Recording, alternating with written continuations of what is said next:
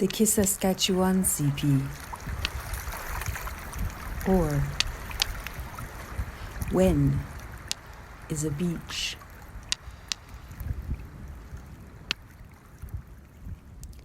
People keep trying to tell me that Edmonton is a city. Edmonton needs more bridges. A river lives across the street from me. The river divides us into north and south. The kisiskâciwanisîpiy, The bridges clog with rush hour traffic as north drives south and south drives north. scrambling down a non-path, skirting a soft edge, squatting to examine a conglomeration, pebbles suspended in fine, ashy soil. It occurs to me that if I left my car home more often, the bridges wouldn't be a place where I sit stuck in traffic. Granite, dolomite, pyrite, limestone, sandstone. These pebbles could be from anywhere.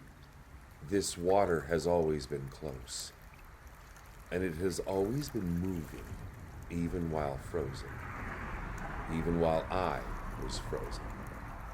As long as I've been here, it's been there.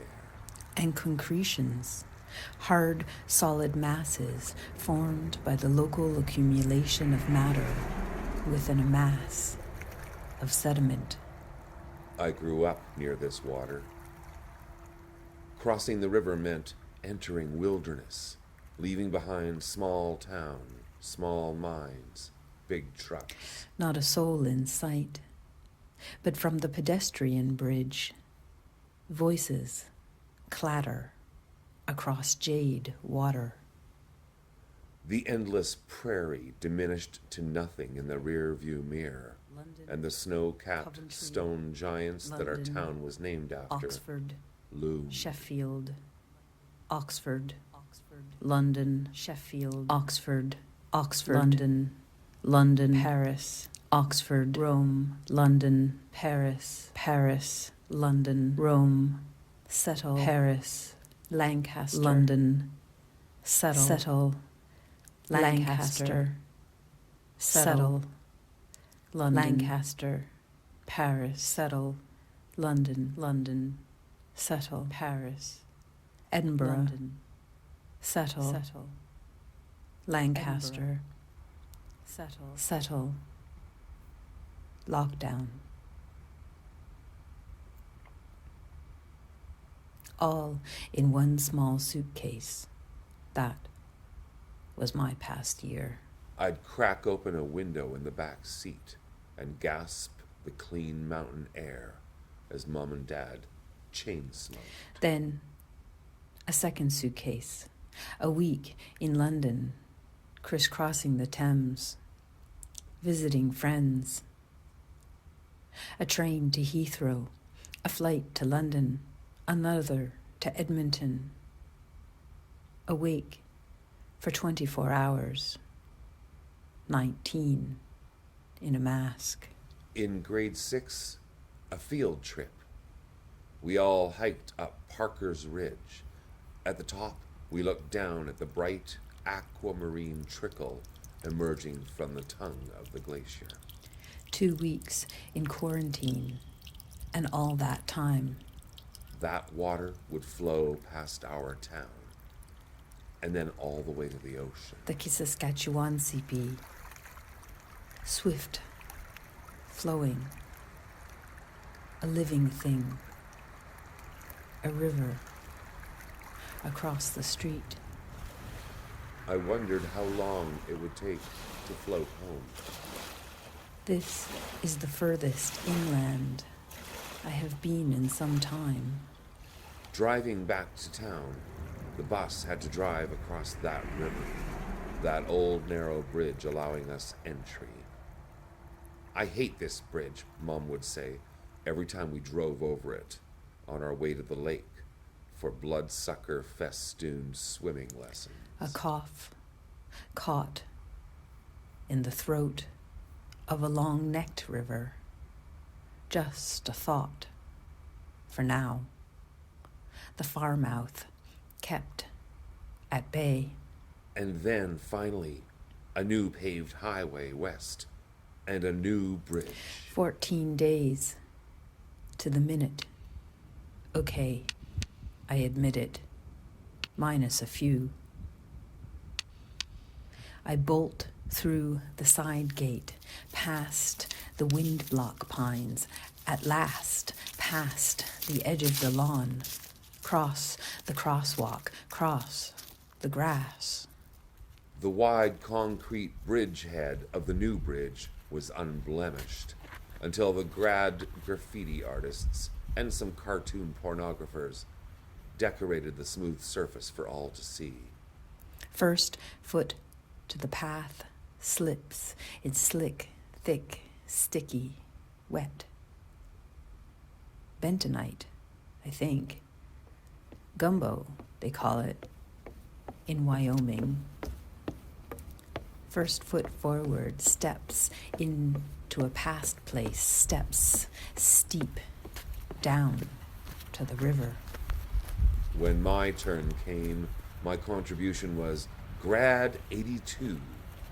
And for good measure, as if to prove how queer I was, next to the giant misspelled Black Sabbath I added Fleetwood Mac. M-I-R-A.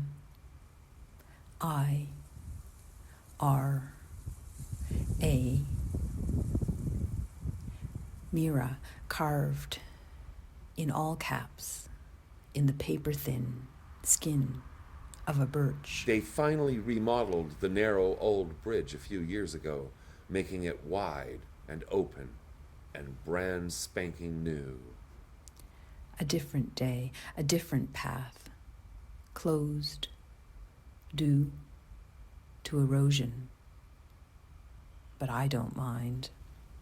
Now the new bridge is called the old bridge, and vice versa. The only ones confused are the tourists. Cliffs of pale gray sand shine in bright sun. Gale force 8 at the end of the world. Dust sides shards swirl, volcanic, ash, ellipsoidal fragments of pumice. When I visit my hometown, I stand on the old new bridge, and I can still see a 38-year faded Fleetwood Mac on the concrete bridgehead. I look down at the bright, clear water as it flows towards the ocean and wonder how long it would take to float home. Bridge River ash, created by the Bridge River eruption of the Mount Meager Massif, carried eastward by prevailing winds. In my home city, downriver from my hometown, the bridges have names so no one is confused, and the water is brown, not blue.